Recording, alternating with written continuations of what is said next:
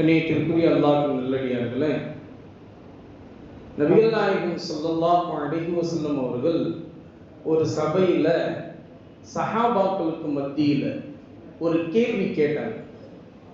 என்ன கேள்வி கேட்டாங்க அப்படின்னா, விடுகதையாக ஒன்று கேட்டாங்க. விடுகதை கூட நபி ஸல்லல்லாஹு அலைஹி வஸல்லம் போட்டிருக்காங்களா அப்படின்னு நம்ம நினைக்கலாம் இல்லையா? விடுகதை நபிகள் நாயகம் ஸல்லல்லாஹு அலைஹி வஸல்லம் அவர்கள் ஹதீஸிலே சொல்லி தந்திருக்கிறார்கள். விடுகதை சொல்வது சுன்னத். அது அறிவை வளர்க்கும், சிந்தனையை செழிப்பாக்கும், அதுபோல உள்ளத்தில் ஓடக்கூடிய எண்ணங்களை சீராக்கும். அதனால விடுகதை போடுங்க அப்படின்னு மார்க்க சட்ட வல்லுநர்கள் நமக்கு சொல்லி தருகிறார்கள். ஒரு நாள் அன்று நபிகள் நாயகம் ஸல்லல்லாஹு அலைஹி அவர்கள் சபையில சொன்னாங்க, தோழர்களே, உங்களிடத்தில் ஒரு விஷயத்தை நான் கேட்கிறேன், அதற்கு சரியான பதிலை யார் தெரியுமோ அவர்கள் சொல்லுங்கள் என்பதாக சொன்னார்கள். இப்ப நபிகள் நாயகம் ஸல்லல்லாஹு அலைஹி அவர்கள் சொன்னாங்க, இந்த உலகத்தில் அல்லாஹ் படைத்த ஒரு படைப்பு, நிறைய படைப்புகள் அல்லாஹ் தஆலா படைச்சிருக்கான், ஒரே ஒரு படைப்பு, அந்த ஒரு படைப்பின் மூலமா எல்லா விதமான அதனுடைய வஸ்துக்கள் அனைத்துமே மனிதனுக்கு பயன்படும்படியாக ஒன்று இருக்கிறது. அப்படிப்பட்ட ஒரு படைப்பு. உதாரணமாக அதனுடைய வேர், அதனுடைய மரக்கட்டை, அதனுடைய கிளை, அதிலிருந்து வரக்கூடிய இலைகள், அதுபோல அந்த மரத்திலிருந்து கனியக்கூடிய பழங்கள், அந்த பழத்தில் உள்ள மேல் உள்ள தோல், அந்த பழத்தினுடைய உள்ளிருக்கக்கூடிய கொட்டை, அந்த கொட்டைக்கு மேல் சுற்றி இருக்கக்கூடிய மேல் தோல், அதுபோல அந்த பழத்தினுடைய கொட்டை அனைத்துமே மனிதனுக்கு பயன்படும்படியாக அல்லாஹ் தஆலா ஆக்கி தந்திருக்கிறான். அப்படிப்பட்ட மரத்திலிருந்து வரக்கூடிய பழம் என்ன என்று கேட்டார். சஹாபாக்கெல்லாம் உடனே யோசிக்க ஆரம்பித்து விட்டார்கள். ஏன்னா இப்போ உள்ள மாதிரி டக்குன்னு போன்ல எடுத்து நெட்ல தட்டினா எல்லாமே வந்துடும் இல்லையா? அப்பெல்லாம் அப்படி கிடையாது இல்லையா? எல்லாம் அவங்கவுங்களுடைய சிந்தனையை வச்சுதான் பதில் சொல்லணும். இப்போ அங்க உள்ள எல்லாருமே யோசிச்சாங்க, என்ன இருக்கும், எல்லாமே பயன்படுன்றாங்க, எதுவுமே வீணாகாது அப்படின்றாங்க. அப்படின்னா அப்படிப்பட்ட ஒரு படைப்பு என்ன படைப்பாக இருக்கும் அப்படின்னு எல்லாரும் யோசிச்சாங்க. அந்த சபையில 12 வயது சிறுவர், அவர் பேரு ஹஜ்ரத் அப்துல்லா இப்னு உமர் ரலியல்லாஹு தஆலா அன்ஹுமா, அவங்க அந்த கேள்விக்கான பதில் தெரியும். இருந்தாலும் 12 வயது சிறுவராச்சுல்ல, அவங்க மனசுக்குள்ள நினைச்சாங்க, நமக்குலாம் பெரிய ஆள்லாம் உட்கார்ந்து இருக்காங்கப்பா, அவங்களுக்கு முன்னாடி நம்ம போய் பதில் சொல்றதா, நம்ம எந்திரிச்சு பதில் சொல்ல நபி ஸல்லல்லாஹு அலைஹி வஸல்லம் சின்ன புள்ள உட்காருப்பா அப்படின்ட்டாங்கன்னா ரொம்ப இதா போயிருமே, அல்லது நம்ம சொல்ற பதில் தப்பா இருந்துச்சுன்னா நபி ஸல்லல்லாஹு அலைஹி வஸல்லம் அவர்கள் வேற ஏதாவது ஒரு வார்த்தையை சொல்லிட்டாங்கன்னா அது அப்படியே நடந்துருமே, என்ன செய்யறது, நம்ம அப்படியே உட்கார்ந்துருவோம் எதுவுமே சொல்லாம அப்படின்னு சொல்லிட்டு அமைதியா உட்காந்துட்டாங்க. கொஞ்ச நேரம் கழிச்சு நபி ஸல்லல்லாஹு அலைஹி வஸல்லம் அவர்கள் திரும்பவும் கேட்டாங்க, என்ன யாருக்கும் பதில் தெரியலையா அப்படின்னு. நீங்க சொல்லுங்களேன், இங்க உட்கார்ந்து இருக்கிறவங்கள்ட்ட கேட்கிறேன், நீங்க சொல்லுங்களேன், உங்களுக்கு ஏதாவது தெரியுமா, யாருக்காவது சொல்லுங்க, உங்கள்கிட்ட தான் கேட்கிறோம். இப்படி நபி ஸல்லல்லாஹு அலைஹி வஸல்லம் கேட்டுட்டு சொன்னாங்க.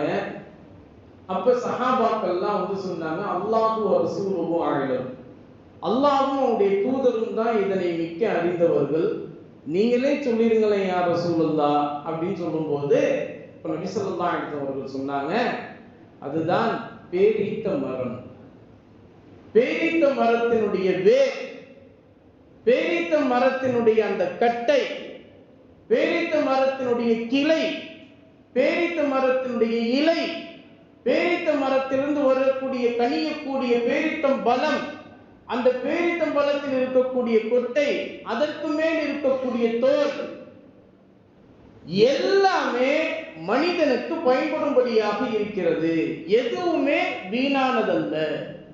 பேரித்தம்பலம் என்ற ஒரு வஸ்துவிலிருந்து அல்லாஹ் தஆலா எதையெல்லாம் இந்த உலகத்தில் காண்பித்தானோ அது எல்லாத்திலிருந்தும் மனிதனுக்கு பயன்படும்படியாக அல்லாஹ் தஆலா ஆக்கி தந்திருக்கிறான். அந்த பேரித்தம்பலத்தை அதிகமாக நீங்கள் சாப்பிடுங்கள் என்று சொன்னார். அதனால்தான் பாருங்க, நம்ம நோன்பு வைக்கக்கூடிய காலகட்டத்தில் பேரித்தம்பழம் எல்லாருமே வாங்கி தராங்க. மற்ற எல்லாம் பழங்கள், வாழைப்பழம் இதெல்லாம் வாங்கி தருவதை காட்டிலும் பேரித்தம்பழம் அதிகமாக பள்ளிவாசலுக்கு அன்பளிப்பாக வரும். இது எந்த அடிப்படையில்? நம்முடைய முன்னோர்கள் அதை நமக்கு செஞ்சு காட்டினாங்க. நம்முடைய முன்னோர்கள் எல்லாம் என்ன செஞ்சாங்க? அதை நமக்கு செஞ்சு காட்டினாங்க. ஏன்? காரணம் என்ன? நம்முடைய முன்னோர்கள் நமக்கு அப்படிப்பட்ட ஒரு பக்குவத்தை நம்முடைய உள்ளத்திலேயே கொடுத்திருக்கிறாங்க. ஏன்னா நபி ஸல்லல்லாஹு அலைஹி சொன்னாங்க, இத்தத்தின் நார வலௌபி தம்ரத்தி. கொஞ்சம் நல்ல கவனிங்க. இன்னும் ஒரு 5 நிமிஷத்துல பயானம் முடிஞ்சு துஆவும் முடிஞ்சு அதுக்கப்புறம் தபருக்கு வழங்கப்படும். கொஞ்சம் நல்லா கவனிங்க. நபி ஸல்லல்லாஹு அலைஹி வஸல்லம் அவர்கள் சொன்னாங்க, இத்தத்தின் நார வலௌபி தம்ரத்தி. ஒரே ஒரு பேரித்தம்பழம் கொடுத்தாவது நரகத்தை விட்டு நீங்கள் பாதுகாப்பு தேடிக்கொள்ளுங்கள் என்று நபி ஸல்லல்லாஹு அலைஹி வஸல்லம் சொன்னாங்க. ஏன் பேரித்தம்பழத்தை சொல்லணும்? கொஞ்சம் யோசிச்சு பாருங்க.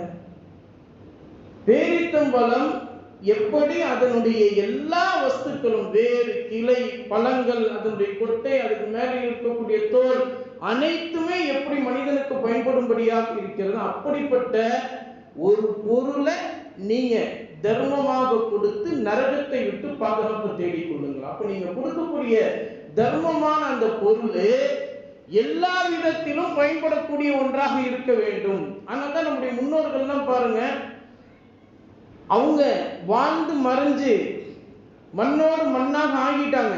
ஆனா அவங்க செய்த தர்மங்கள் இன்னைக்கும் இந்த உலகத்துல நடைபெற்று கொண்டு இருக்குது. என்ன தெரியுமா? நீங்க எல்லாருமே கொஞ்சம் கவனமா கவனிங்க. ஆலிம் பெருமக்கள் பட்டத்தை வாங்கும் போது அவங்களுக்கு கோட்டு இந்த மாதிரி தலப்பா கொடுப்பாங்க. தலைப்பாகைக்கு மட்டும் ஒரு முன்னோர் கிட்டத்தட்ட 100 கோடி அளவுக்கு உண்டான இடத்தை இன்னைக்கு அவங்க தர்மம் செஞ்சிருக்கிறாங்க. வெறும் தலைப்பாகைக்கு மட்டுமே. பட்டம் வாங்குற ஆலிம் பெருமக்களுக்கு ஒவ்வொரு வருடமும் பட்டம் கொடுக்கும் போது அந்த பட்டமளிப்பு விழால கொடுக்கக்கூடிய அந்த தலைப்பாகைக்கு மட்டுமே இவ்வளவு பெரிய சொத்து மதிப்பு உள்ள விஷயத்தை வக்ஃப் செய்திருக்கிறார். அது மட்டும் இல்லாம திருநெல்வேலியில இன்னைக்கு ரியாதுல் ஜினான் என்கின்ற மதரசாவில் அங்க பயிலக்கூடிய மாணவர்கள் பயன்படுத்தக்கூடிய பேனாவுக்கு மட்டும் ஒரு விளைச்சல் நிலத்தையே தர்மம் செய்திருக்கிறார், ஒப்பு செய்திருக்கிறார். அந்த விளைச்சல் நிலத்திலிருந்து வரக்கூடிய வருவாய் எல்லாமே அந்த மாணவர்கள் படிக்கிற காலத்துல பயன்படுத்தக்கூடிய எழுதுகோள் பேனாக்களுக்கு மட்டுமே அதை கொடுப்பாங்க. அந்த காசு தான் வாங்கி கொடுப்பாங்க. அது மாதிரி மதரசா பிள்ளைங்க அவங்க சுத்தம் செய்வதற்காக பயன்படுத்தக்கூடிய தண்ணீருக்காக வேண்டி வக்ஃப் செய்திருக்கிறார்கள். இப்படி எத்தனையோ விஷயங்கள் நம்முடைய முன்னோர்கள் அவங்க வாழ்ந்து இந்த உலகத்துல மண்ணோடு மண்ணாக ஆகிவிட்டாலும் அப்படிப்பட்ட ஒரு தர்மத்தை என்ன செய்திருக்கிறாங்க. இப்ப நம்ம மஹல்லால சலாமத் மஸ்ஜித் மக்தூம் மதரசா அப்படின்னு சிறப்பான முறையில் நடைபெற்று வருகிறது. அதான் ஹஸ்ரத் அவங்க முக்கியமா அதை சொன்னாங்க. உங்களுக்கு இது ரொம்ப பெரிய ஒரு வாய்ப்பு, நம்ம அதை பயன்படுத்தணும். நம்ம மஹல்லால எத்தனை பேர் இருக்கும் இல்லையா? ஆனா நம்ம மதரசால படிக்கிற பிள்ளைங்க பாருங்க, இன்னைக்கும் 35 பேர் தான். காலையில 18 பிள்ளைங்க வராங்க,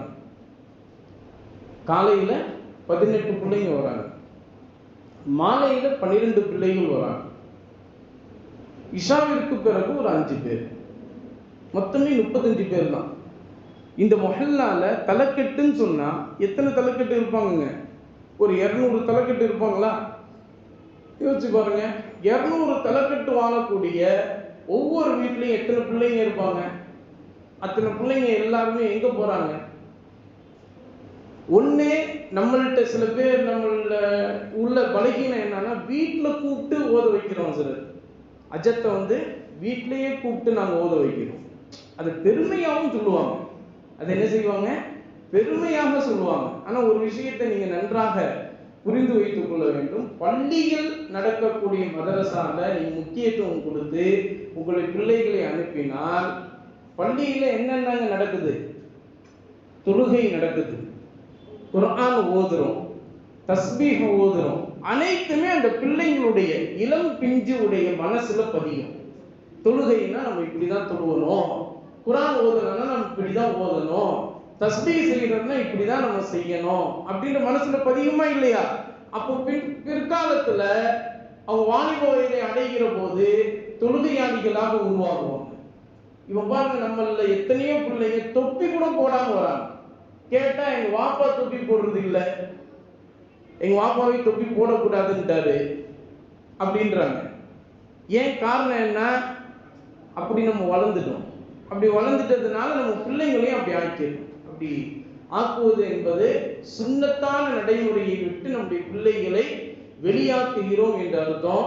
இந்த மீலாது விழாவினுடைய முக்கியமான அம்சமே என்னன்னா, நபிகள் நாயகம் ஸல்லல்லாஹு அலைஹி வஸல்லம் அவர்களுடைய சுன்னத்தான நடைமுறையை நம்முடைய வாழ்நாள் முழுவதும் அமல் செய்ய வேண்டும் என்பதற்காக இன்ஷா அல்லாஹ் செய்யலாமா?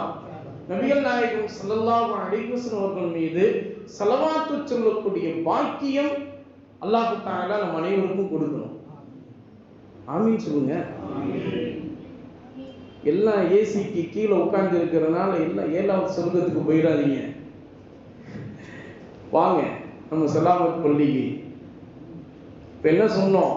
நம்முடைய வாழ்நாள் முழுவதிலும் ஸலவாத்தை நம்முடைய நாவில் சொல்லி நாவை ஈரமாக்க வேண்டும். இந்த ஸலவாத்து தான் உங்களை பாதுகாக்கும். இந்த ஸலவாத்து தான் உங்களுடைய வீட்டில் பரக்கத்தை உண்டாக்கி தரும். இந்த ஸலவாத்து தான் உங்களுடைய வாழ்நாள் முழுவதிலும் ஈருலகத்திற்கும் மிகப்பெரிய ஒரு நன்மையை ஏற்படுத்தி தரும். அதனால ஸலவாத்தை என்றைக்குமே மறந்து விடக்கூடாது.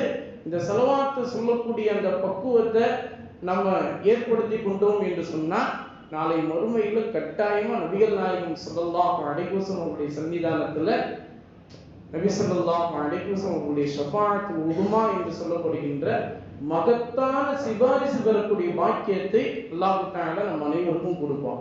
இன்ஷா அல்லாஹ் அந்த பாக்கியத்தை பெறுவோமா?